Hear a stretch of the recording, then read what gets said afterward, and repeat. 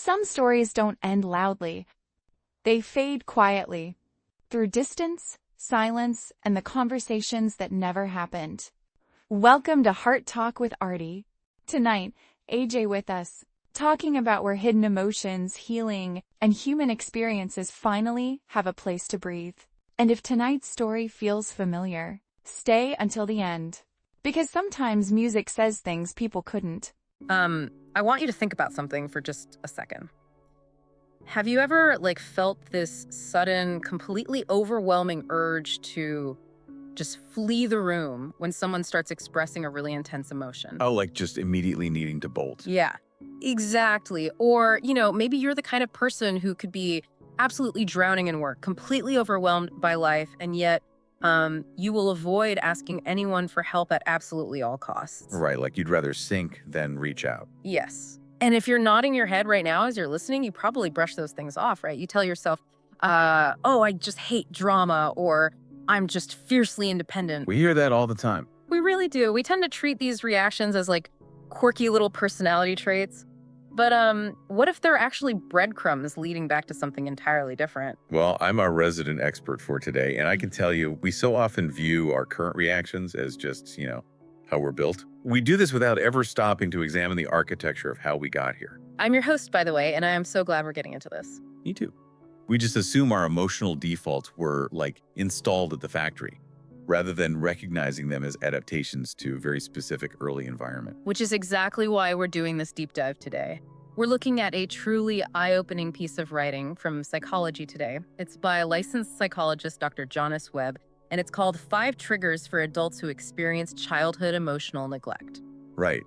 And our core mission for this deep dive is to explore this really fascinating, almost invisible paradox. It's about how the complete absence of something in your childhood can secretly pull the strings of your entire adult life. The complete absence, that's so heavy. It really is. We're going to unpack the mechanics of what that absence actually is, and then explore how 5 very specific everyday situations activate this hidden past. And the crazy part is, it often happens without you even realizing your nervous system has been totally hijacked. Okay, let's unpack this, because before we can even talk about the situations that triggered this response, we have to talk about the trauma itself. Right, the root cause. Yeah, and I use the word trauma really carefully here, because this isn't trauma in the way we normally see it depicted in movies or on TV. There is no explosive event. Exactly. When we talk about childhood emotional neglect, or CEN, we are talking about a scenario where well-meaning parents simply fail to respond enough to a child's emotional needs. Okay, enough being the operative word there. Yeah, the crucial word. Yeah. Dr. Webb makes a profound point in the article that kind of shifts our entire understanding of childhood development.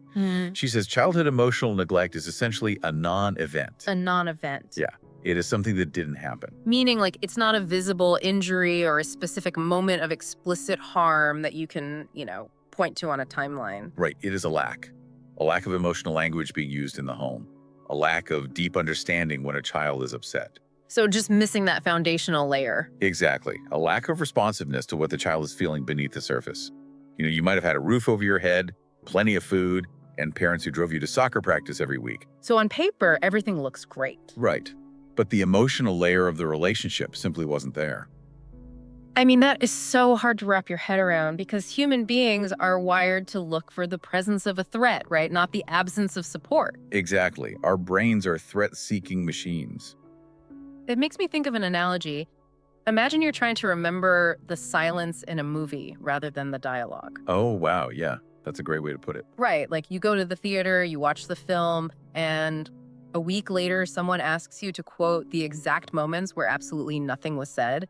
It's incredibly hard to identify an absence. Because you remember the big moments. Yeah, you remember the explosions, the arguments, the big dramatic speeches. You don't remember the void. But if that entire movie lacked a soundtrack, you would sit in the theater feeling incredibly uneasy without knowing exactly why. The atmosphere would be fundamentally flawed. But wait, if it's invisible, how does a child even know to adapt to it? Well, that underlying atmosphere of missing music is exactly what the developing child's brain is processing. Because children are highly attuned survival machines. They pick up on everything. They really do. They intuitively seek out emotional connection. Because, biologically, connection to a caregiver literally equals safety. Right. If you're not connected, you don't survive. Exactly. But when they repeatedly reach out and are met with a void, when they express sadness or fear and it's ignored or brushed off or just not taken seriously, they find themselves in this terrible psychological bind. Gosh, that creates a terrible paradox for a kid.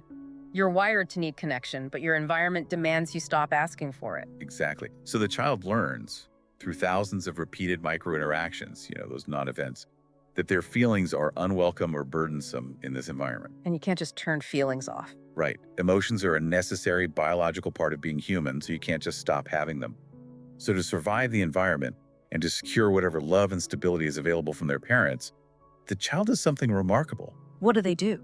They actively hide their feelings, they build a psychological wall, and just shove all their emotions onto the other side of it. Wow. They just quarantine an entire part of their humanity just to keep the peace in the house. I could hear the house breathe when you laughed at me.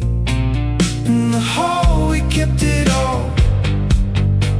Every shout, every fall.